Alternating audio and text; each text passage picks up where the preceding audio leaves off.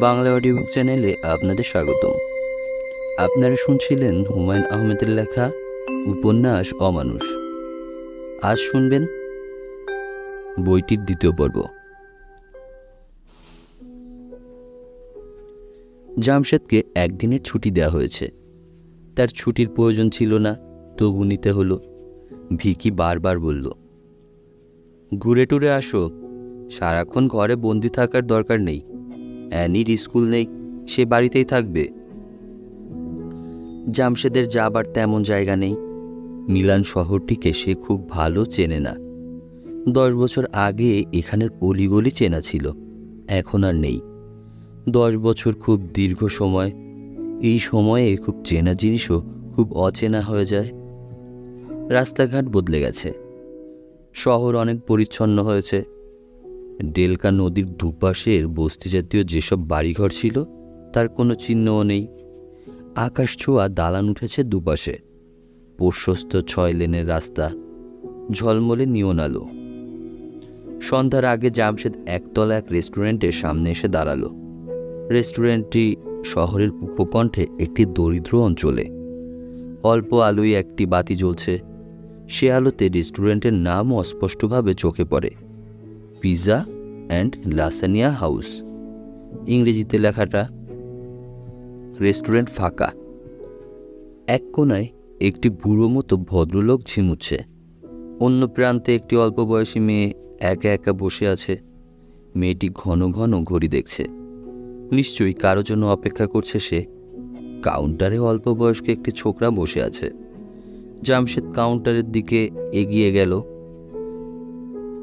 আমি একজন আমেরিকানের খোঁজ করছি, তার নাম বেন ওয়াটসন।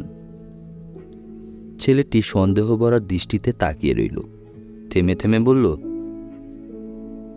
কি জন্য খোঁজ করছেন? ও আমার পরিচিত। বেন এখানে নেই। সে এখানে আছে। কখন আসবে সে?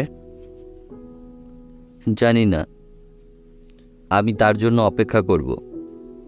ইচ্ছা হলে করুন। জামশেদ একটি অন্ধকার কোণা বেছে নিল বসবার জন্য। কাউন্টার ছেলেটি এসে জিজ্ঞেস করল, কিছু খাবে? ভালো পিৎজা আছে। না। কানিয়াক আছে, দেব? দিতে পারো। লিরা আছে তো তোমার কাছে? আছে। এখানে আগে দাম দিতে হয়। জামশেদ 1000 লিরার একটা নোট বের করল। ছেলেটি নোট নিতে নিতে বলল, বেন ওয়াটসনের সঙ্গে তোমার কি দরকার? আছে একটা দরকার। তুমি কি পুলিশের লোক? না। জামশেদ লক্ষ্য করল মাস্তান ধরনের একটি ছেলে ঢুকেছে। ঠিকমতো দাঁড়াতেও পারছে না, টলছে। ছেলেটি গিয়ে দাঁড়িয়েছে মেয়েটির টেবিলের সামনে। নিশ্চয়ই কোনো ঝামেলা বাঁধাতে চায়। জামশেদ কান খাড়া করল। মেস, আমি কি তোমার টেবিলে বসতে পারি? আমি একজনের জন্য অপেক্ষা করছি, তুমি দয়া করে অন্য টেবিলে বসো। যার জন্য অপেক্ষা করছো সে তো আসছে না। আসবে। যখন আসবে তখন ছেড়ে দেব। জামশেদ লক্ষ্য করল মেয়েটির মুখ ফ্যাকাশে হয়ে উঠেছে। মেয়েটি উঠে দাঁড়ালো। উঠছ কেন? আমি অন্য কোথাও বসবো। কেন? আমাকে পছন্দ হচ্ছে না? পছন্দ অপছন্দের কথা না, আমি বাড়ি চলে যাব। এখনই বাড়ি যাবে কেন? রাত তো মাত্র শুরু। কাউন্টারের ছেলেটি বলল, এই ঝামেলা করবে না। ঝামেলা? এটা মাতলামির জায়গা না। কি, তুই আমাকে মাতাল বললি? মাতাল টাতাল বলিনি। যাও, অন্য কোথাও যাও। এইখানেই মেয়ের হাত ধরে বসে থাকবো, দেখি কোন শালা কি বলে। লোকটি পকেট থেকে আধ হাত লম্বা একটি ছোরা বের করল। মেয়েটির মুখ রক্তশূন্য হয়ে গেল। বুড়ো ভয় পেয়ে উঠে দাঁড়িয়েছে। সে এই ঝামেলায় থাকতে চায় না। কাউন্টারের ছেলেটিও ভয় পেয়েছে। জামশেদ উঠে এগিয়ে গেল। খুব ঠান্ডা স্বরে বলল, মেয়েটির হাত ছেড়ে দাও। কেন? তুই ফুর্তি করতে চাস? ওর হাত ছাড়ো। মাতালটা হাত ছেড়ে দিল, কিন্তু নিমিষেই বাঁ হাতে ছোরাটা তুলল। তোলার ভঙ্গিই বলে দিচ্ছে ছোরা সে অতীতে অনেকবার ব্যবহার করেছে, আজকেও করবে, কারণ মদের প্রভাবে তার বুদ্ধি খোলা হয়ে গেছে। জামশেদ দ্রুত ভাবতে চেষ্টা করল, ছোকরা লেফট হ্যান্ডার কিনা তা ঠিক বোঝা যাচ্ছে না। অনেক সময় প্রতিপক্ষকে ধোকায় ফেলবার জন্যে এই কাণ্ডটি করা হয়। আক্রমণের ঠিক আগ মুহূর্তে ছোরা চলে আসে ডান হাতে। জামশেদ একদৃষ্টি মাতালটির দিকে তাকিয়ে অপেক্ষা করতে লাগলো। অপেক্ষার মতো কষ্টকর কিছুই নেই। তাছাড়া বয়সের জন্যে ইন্দ্রিয় আগের মতো সজাগ রাখা যায় না। জামশেদের কপালে বিন্দু বিন্দু ঘাম জমল। এগিয়ে আসছে, এখন ঝাঁপিয়ে পড়বে। যা ভাবা গিয়েছিল তাই, সে তার ডান হাতটি ব্যবহার করবে। ধোঁকা দেবার উদ্দেশ্যেই বাঁ হাতে ছুরি রেখেছে। হাত বদল হওয়ার আগ মুহূর্তে কিছু একটা করতে হবে। মেয়েটি কুলকুল করে ঘামছিল। সে দেখল ছুরি হাতে বাঘের মতো বয়স্ক লোকটার উপর ঝাঁপিয়ে পড়ছে মাতালটি। মেয়েটি চোখ বন্ধ করে ফেলল। চোখ মেলে যে দৃশ্য দেখল তার জন্য সে মোটে প্রস্তুত ছিল না। দেখল বয়স্ক লোকটি নিজের জায়গায় ফিরে যাচ্ছে।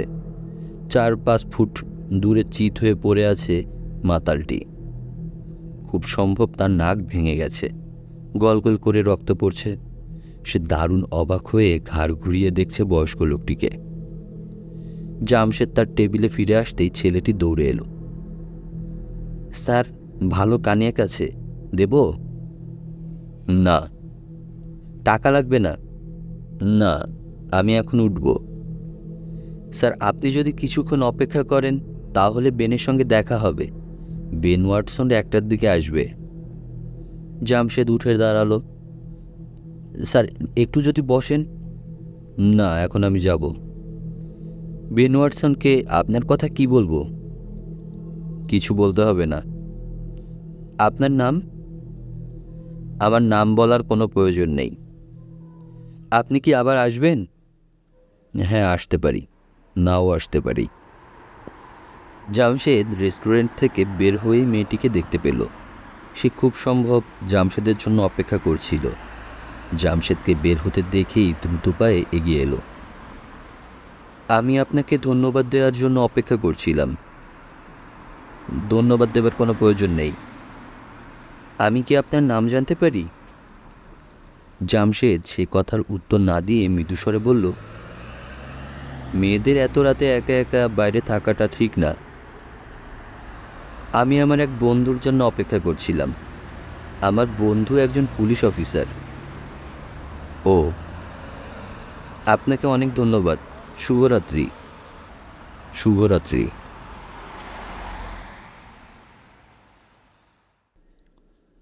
রুন কখনো সকাল উঠতে পারে না। 9টার সময় বেডটি খেয়ে সে খবরের কাগজ পড়তে বসে।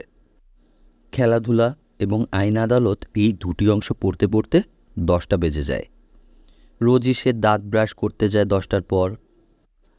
আজ একটা বিচিত্র কারণে রুটিনের ব্যতিক্রম হলো। শেষ রাতের দিকে রুন একটি ভয়াবহ দুঃস্বপ্ন দেখল, যেন সে এবং অ্যানি সমুদ্রের ধারে বেড়াতে গিয়েছে। কিন্তু অ্যানির গায়ে কোনো কাপড় নেই। সে খুব বিরক্ত হয়ে বলল, এইসব কি অসভ্যতা অ্যানি, ছি। ঠিক তখন অ্যানি ভয় পাওয়া স্বরে বলল, মা পালাও, ওরা আমাদের ধরতে আসছে।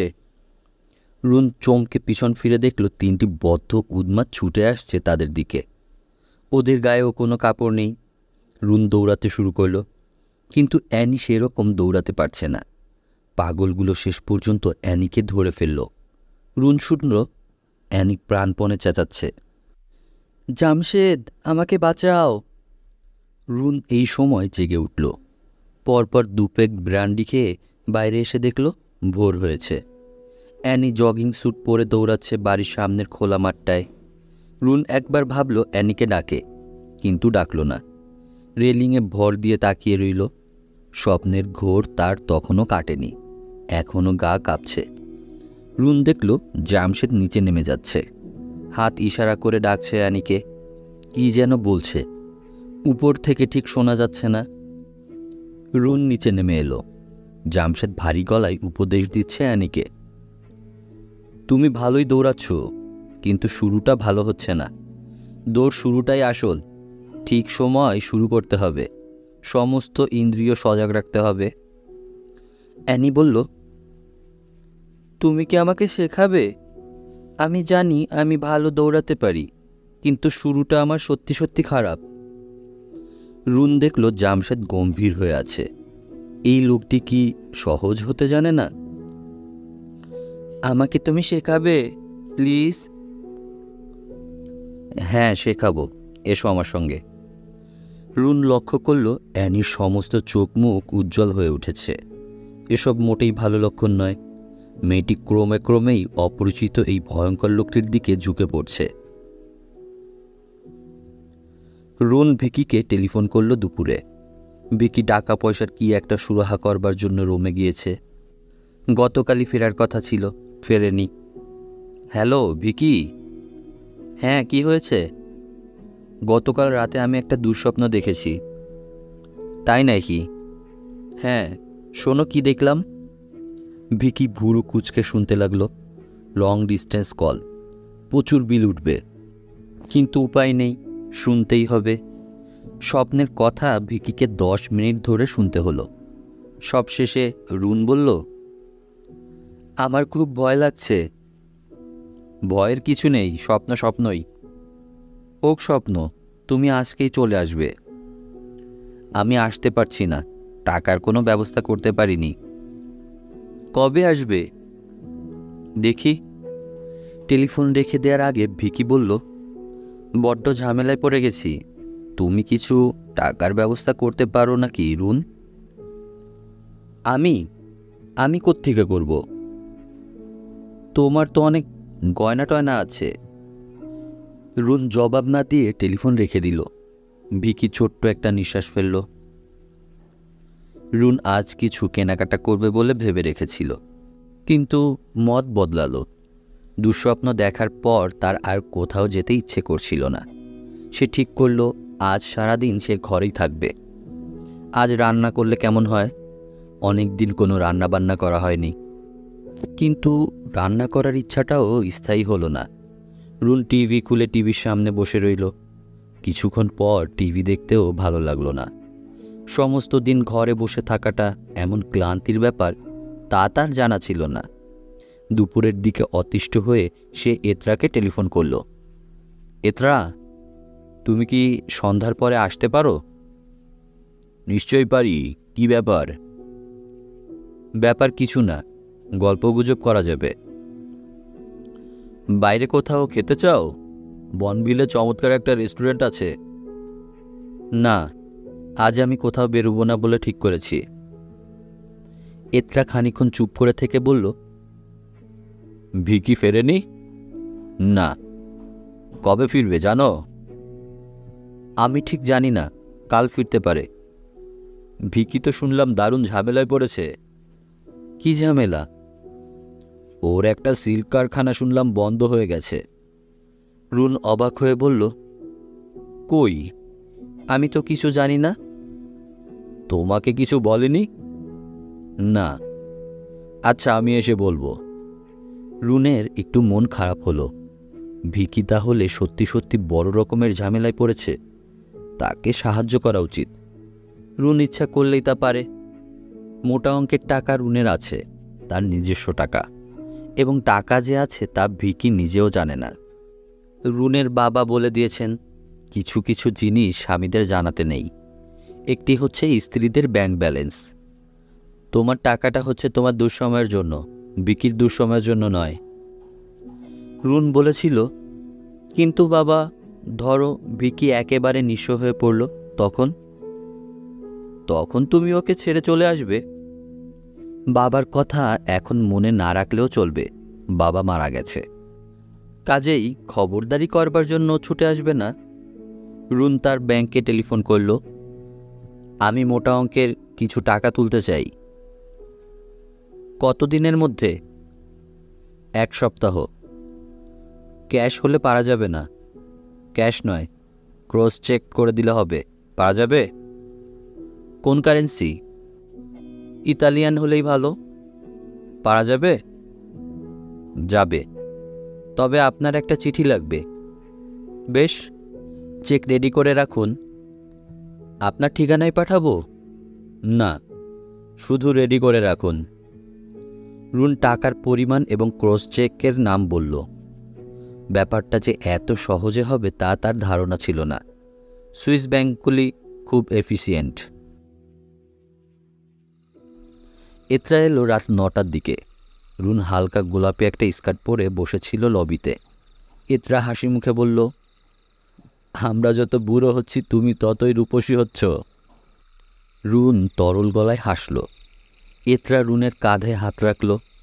কাঁধে সে হাত স্থায়ী হলো না। নিচের দিকে নেমে আসতে লাগলো। রুন কিছু বলল না।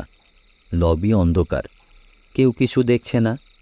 এতরা হালকা গলায় বলল, ভিকি বেচারা মহা বিপদে পড়েছে।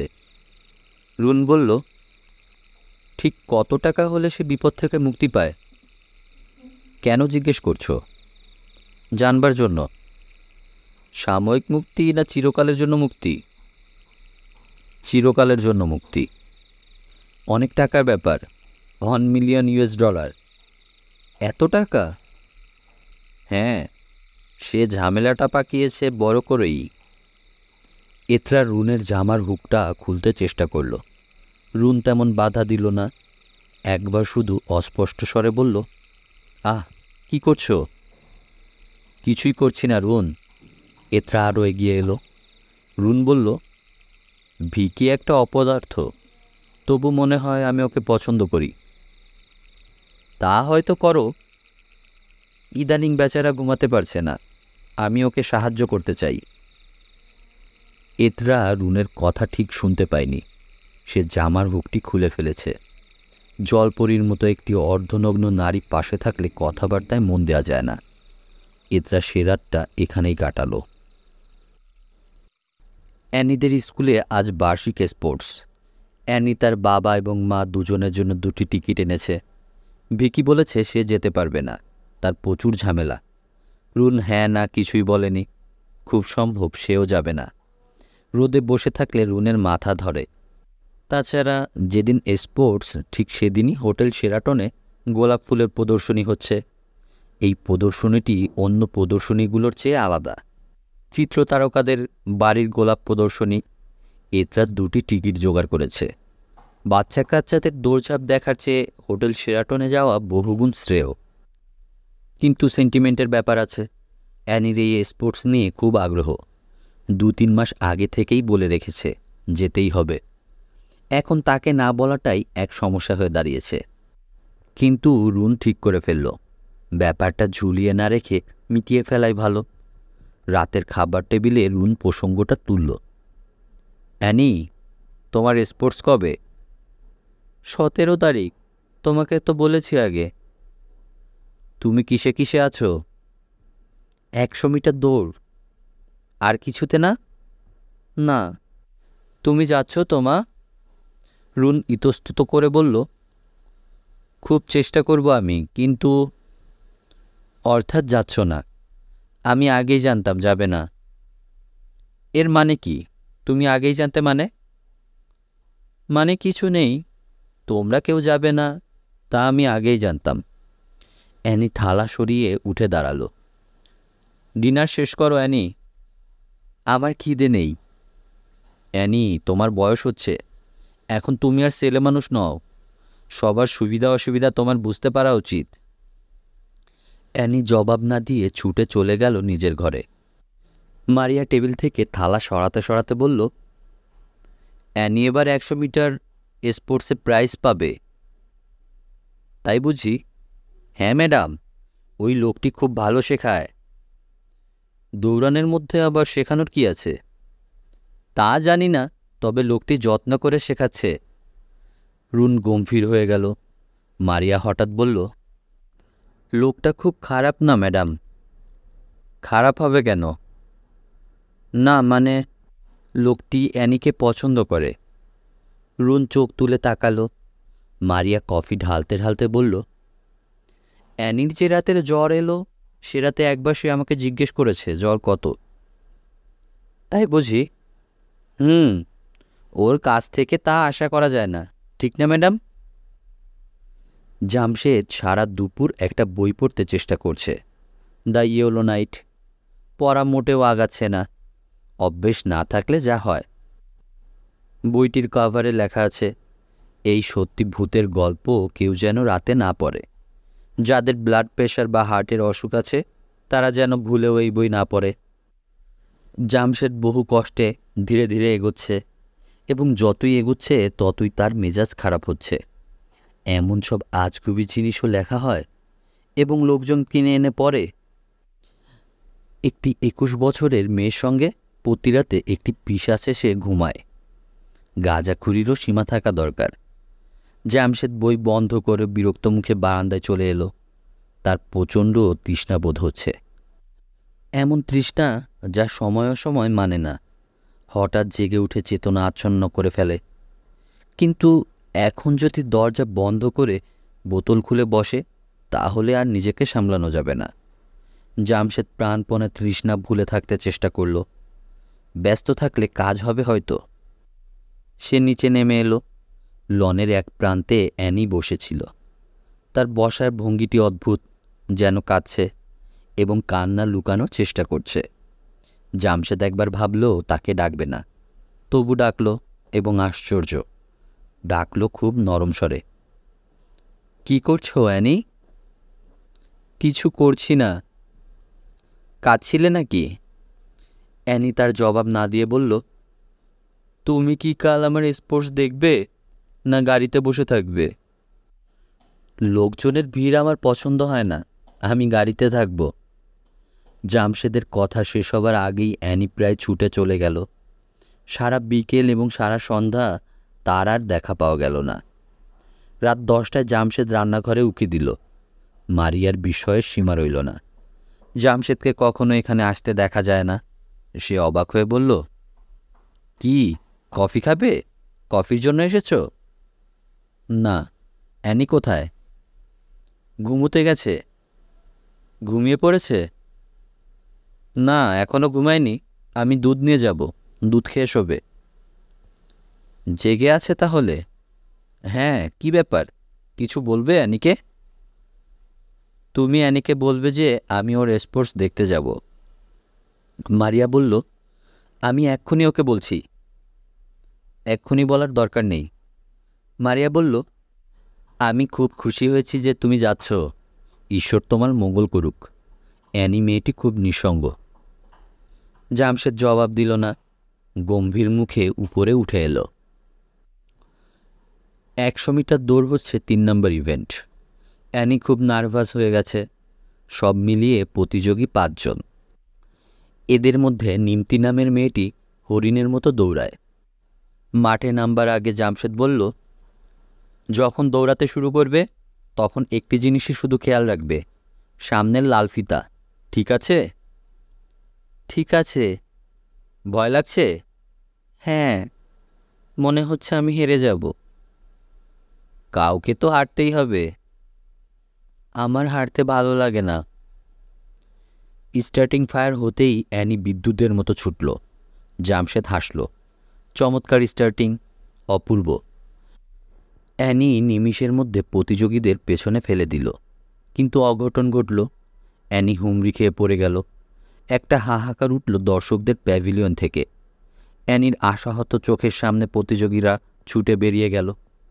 লাফিয়ে উঠল জামশেদ, উঠে দাঁড়াও, দৌড়াও, বোকা মেয়ে, দৌড়াও। অ্যানি উঠে দাঁড়িয়েছে। জামশেদ তৃতীয়বার চেঁচালো, দৌড়াও। অ্যানি ছুটতে শুরু করলো, পৌঁছালো সবার শেষে। অ্যানি কাঁদতে কাঁদতে দর্শকদের প্যাভিলিয়নের দিকে আসছে। জামশেদ এগিয়ে গেল। একটি ছোট্ট শিশুর মতো অ্যানি জামশেদকে জড়িয়ে ধরে ফুঁপিয়ে উঠল। বাড়ি ফেরার পথে জামশেদ বলল, আমি খুব খুশি হয়েছি যে পড়ে যাবার পরও তুমি উঠে দাঁড়িয়েছ এবং দৌড়াতে শুরু করেছ। তাতে কিছুই যায় আসে না। তাতে অনেক কিছুই যায় আসে অ্যানি। অ্যানি ফ্রকের হাতায় চোখ মুছল। জামশেদ বলল, পৃথিবীতে বেশিরভাগ মানুষই হুমড়ি খেয়ে পড়ে যায়, খুব অল্প কিছু মানুষ উঠে দাঁড়াতে পারে। অ্যানি চাপা স্বরে বলল, ওরা এসে পৌঁছায় সবার শেষে। আপাত দৃষ্টিতে এরকম মনে হয়, সত্যিকার অর্থে ওরাই কিন্তু জয়ী। অ্যানি জবাব দিল না। জামশেদ বলল, সমুদ্রের দিকে যেতে চাও অ্যানি? ওখানে বালির উপর বসে আইসক্রিম খাওয়া যেতে পারে। কি চাও যেতে? চাই। এসো, আজকের দিনটি আমরা খুব ফুর্তি করে কাটাই। মিউজিয়ামে গেলে কেমন হয়? মিউজিয়াম আমার ভালো লাগে না। তাহলে চলো চিড়িয়াখানায় যাওয়া যাক। চিড়িয়াখানা ভালো লাগে? লাগে। যাবে? হুম। অ্যানি তাকিয়ে দেখল বুড়ো ভাল্লুকের পাথরের মতো চোখ দুটি কোনো এক আশ্চর্য উপায়ে তরল হয়ে যেতে শুরু করেছে। ভিকি পরপর দুরাত ঘুমাতে পারেনি। 1 সপ্তাহের মধ্যেই একটা গুরুত্বপূর্ণ সিদ্ধান্ত তাকে নিতে হবে। সিল্কের ব্যবসা গুটিয়ে ফেলার সিদ্ধান্ত। 3 পুরুষের একটা ব্যবসা গুটিয়ে ফেলার সিদ্ধান্ত হঠাৎ নেওয়া যায় না। এর জন্য অনিদ্রায় কাতর হতে হয়। রুন দেখল ভিকি রাত 9টার দিকে ড্রাইভারকে গাড়ি বের করে আনতে বলছে। কোথায় যাচ্ছ? একটা কাজে যাচ্ছি। টাকার জোগাড় করতে? না, ওটা আর জোগাড় হবে না। আশা ছেড়ে দিয়েছ মনে হচ্ছে। ভিকি জবাব দিল না। রুন বলল, একটা কাজ করলে কেমন হয়? আমাকে ভালো একটা রেস্টুরেন্টে নিয়ে যাও না। ভিকি নিঃশব্দে টায়ের নট বাঁধতে লাগলো। কি, কথার জবাব দিচ্ছ না যে? চলো না, সমুদ্রের ধারে যে একটা চাইনিজ রেস্টুরেন্ট আছে সেখানে গিয়ে লবস্টার খেয়ে আসি। ভিকি ক্লান্ত স্বরে বলল, রুন, তুমি বুঝতে পারছো না আমি একটা দারুণ সমস্যার মধ্যে আছি। এমন হতে পারে যে চাইনিজ রেস্টুরেন্টের লবস্টার আর কোনো দিনই আমরা খেতে পাবো না। রুন হাসি মুখে বলল, কিন্তু এমন তো হতে পারে যে হঠাৎ করে তোমার সব সমস্যার সমাধান হয়ে গেল। আমার বেলা হঠাৎ করে কিছু হবে না। একেবারে আশা ছেড়ে দেওয়া ঠিক না। চলো যাই। রুন ভিকির হাত ধরল। রুন প্লিজ, আমাকে বিরক্ত করো না। খুব খারাপ সময় যাচ্ছে আমার। সময় ভালোও তো হয়ে যেতে পারে। কথা শোনো আমার। ভিকি কোনো কথা শুনল না। বিরক্ত মুখে নিচে নেমে গেল। তার বেশ মাথা ধরেছে। রুনের ন্যাকামি শুনতে একটুও ভালো লাগছে না। এথরা চোখ কপালে তুলে বলল, এ কি চেহারা হয়েছে তোমার? ভিকির চেহারা সত্যি সত্যি খারাপ হয়েছে। বুড়োটে দেখাচ্ছে। চোয়াল ঝুলে পড়েছে। চোখের দৃষ্টিও নিষ্প্রভ। এথরা সরু গলায় বলল, একেবারে ভেঙে পড়েছ মনে হচ্ছে। তা ভেঙেছি, সেটাই স্বাভাবিক নয় কি? না, তোমার যা হচ্ছে তা খুব অস্বাভাবিক। তুমি কোনো সমাধানের দিকে না তাকিয়ে অন্যদিকে তাকাচ্ছ। সমাধান কিছু নেই। এতরা মিটিমিটি হাসল। হাসি মুখেই বলল, চমৎকার একটা ডিনারের অর্ডার দাও। সেই সঙ্গে জার্মান কিছু হোয়াইট ওয়াইন আনতে বলো। তোমাকে সমাধান দিচ্ছি। ভিকির কোনো ভাবান্তর হলো না। সে সিগারেট ধরিয়ে ভাবলেশীন চোখে তাকিয়ে রইল। এতরা খানিকটা ঝুঁকে এসে বলল, 1ম শ্রেণীর সমাধান আছে আমার কাছে। মাথা ঠান্ডা রেখে শুনতে হবে। বলো শুনি।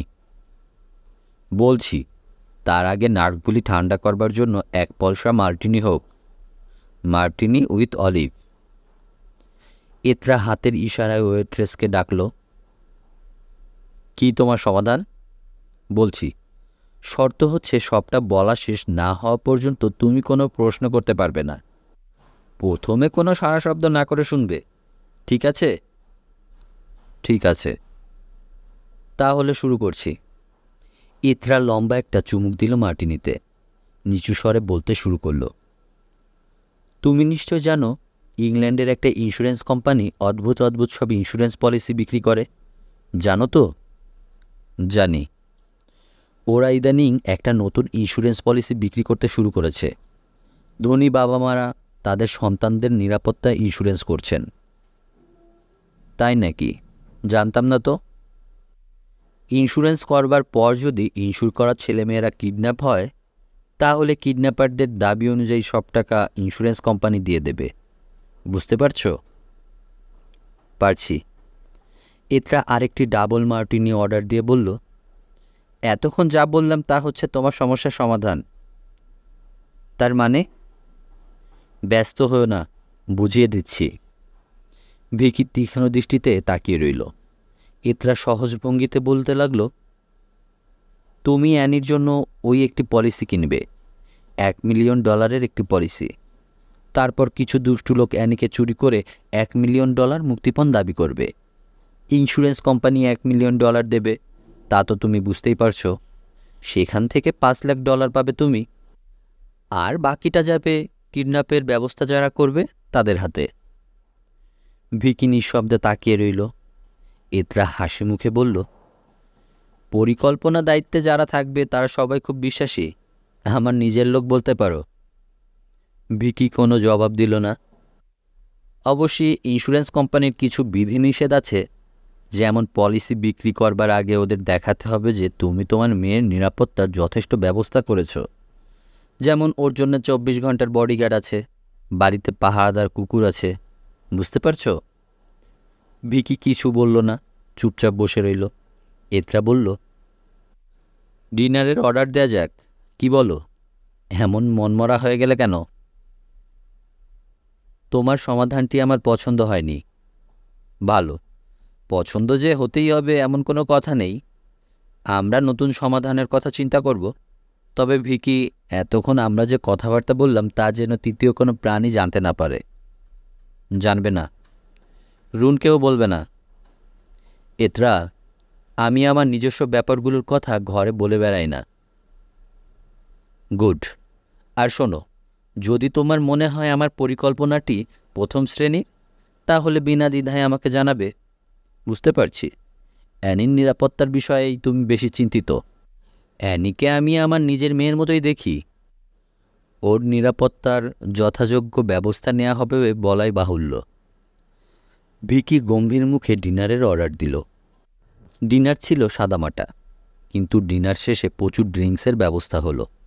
এবং একসময় ভিকি বলল, তুমি যে পরিকল্পনার কথা বলছো তার পিছনে তোমার কি স্বার্থ? আমার দুটি স্বার্থ। বন্ধুর উপকার হবে, তাছাড়া আমিও কিছু টাকা পাবো। $10,000। বিরাট কিছু নয়, তবে মন্দও নয়। ভিকি হঠাৎ বলল, আমি রাজি আছি। ভালো, আমি জানতাম তুমি রাজি হবে। ভিকি উত্তর দিল না। কোনো রকম ঝামেলা ছাড়া এত বড় একটা ধান একমাত্র জুয়ার টেবিলেই পাওয়া সম্ভব। এতরা টেনে টেনে হাসতে লাগলো। আরেক রাউন্ড হবে? ভিকি জবাব দিল না। আরেক রাউন্ড হোক। ভিকি, তোমাকে খুব বিমর্ষ দেখাচ্ছে। ফুর্তির জন্য কোথাও যেতে চাও? দুটি স্প্যানিশ মেয়ে আছে আমার পরিচিত, অপূর্ব এবং বিশেষ পারদর্শী। ফুর্তির জন্য আমি কখনো বাইরে যাই না। ঠিক ঠিক, খুবই ঠিক। এতরা হাতের ইশারায় ওয়েট্রেসকে ডাকল। সে মনে হলো কিঞ্চিত নেশাগ্রস্ত।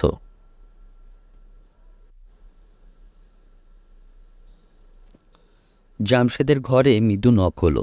অন্ধকার কাটেনি এখনো। এত ভোরে কে আসবে?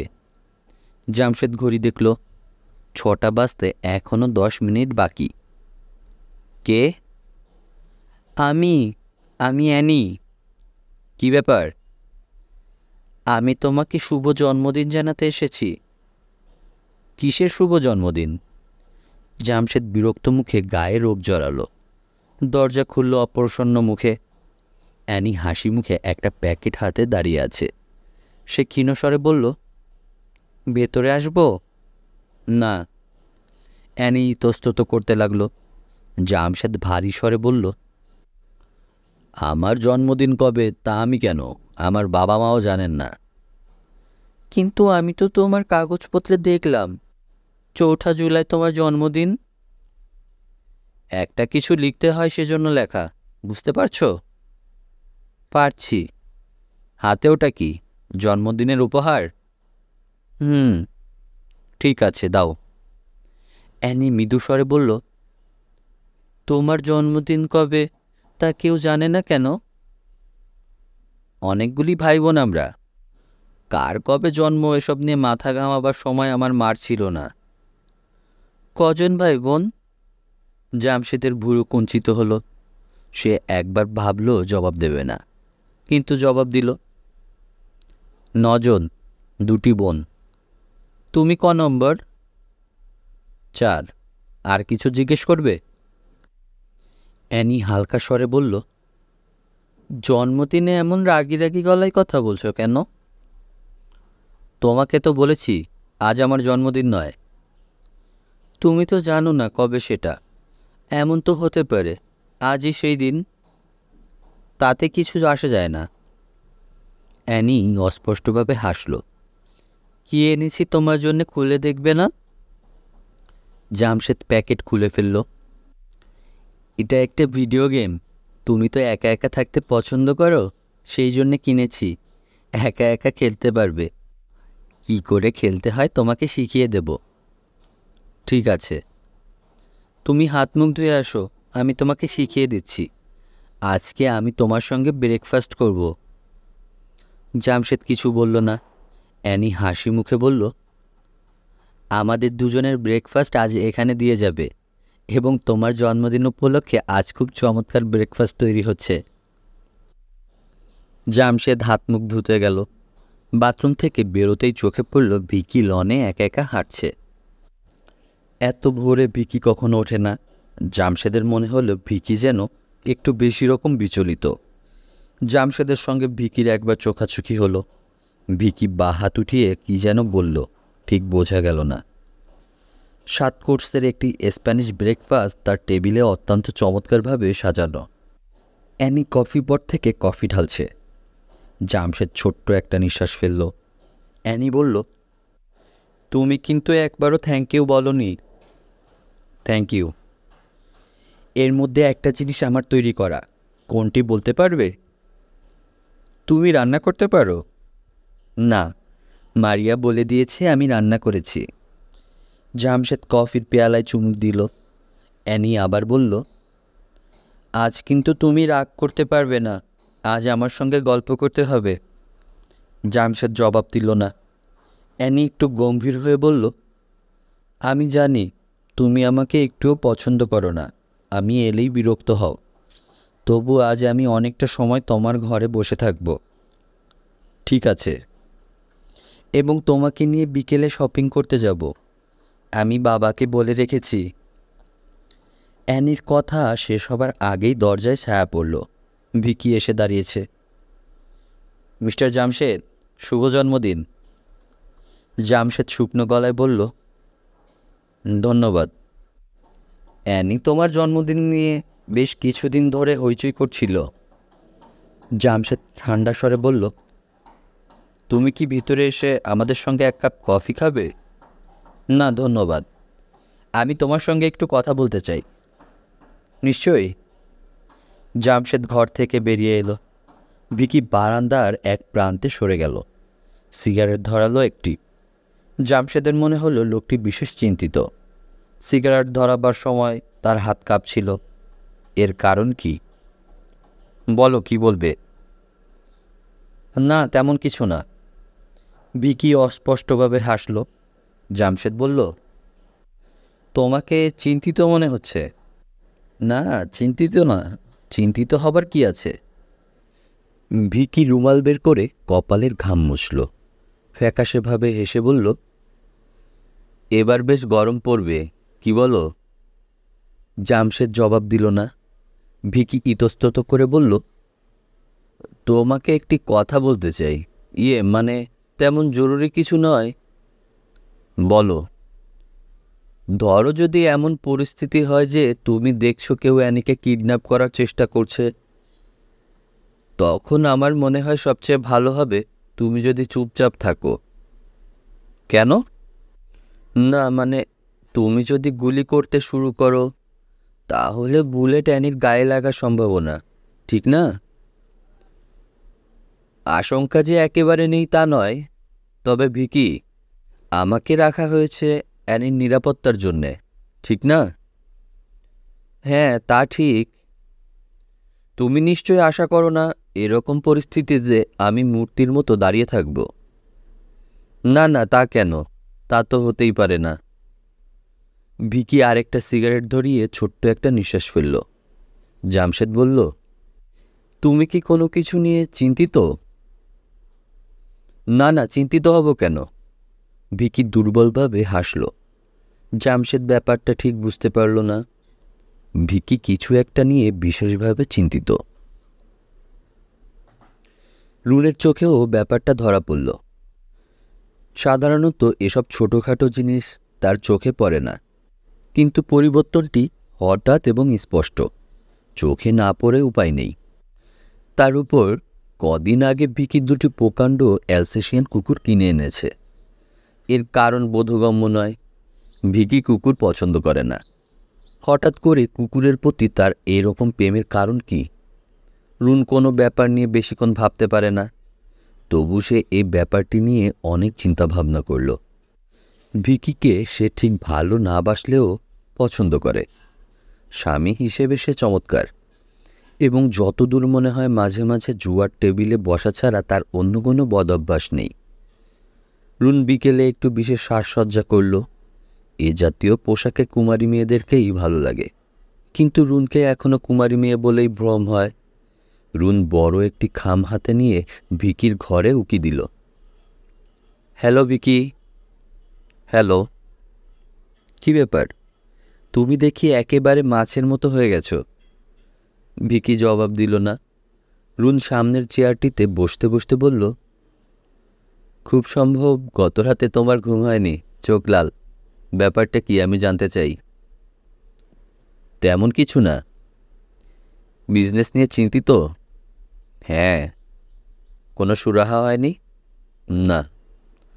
বুদ্ধিমান এতরা কোনো বুদ্ধি দিতে পারল না? ভিকি ঈষৎ চমকালো, কিছু বলল না। রুন গম্ভীর গলায় বলল, আমি তোমাকে সাহায্য করতে চাই। ভিকি চোখ তুলে তাকালো। আমি তোমাকে $50,000 দেব, কিন্তু একটা শর্ত আছে। কি শর্ত? তুমি তোমার মুখে যে ভয়াবহ চিন্তার মুখোশ পরে আছো, এটি পুড়িয়ে ফেলতে হবে। কথাটা বলে রুন খিলখিল করে হেসে উঠল। আর ঠিক তখন টেলিফোন এলো। বালজাক অ্যাভিনিউ মোড়ে অ্যানিকে কিডন্যাপ করা হয়েছে। ছোটোখাটো একটা খণ্ড প্রলয় হয়ে গেছে সেখানে। প্রাথমিকভাবে মনে করা হচ্ছে 3 জন মারা গেছে। সংখ্যা এর চেয়েও বেশি হতে পারে।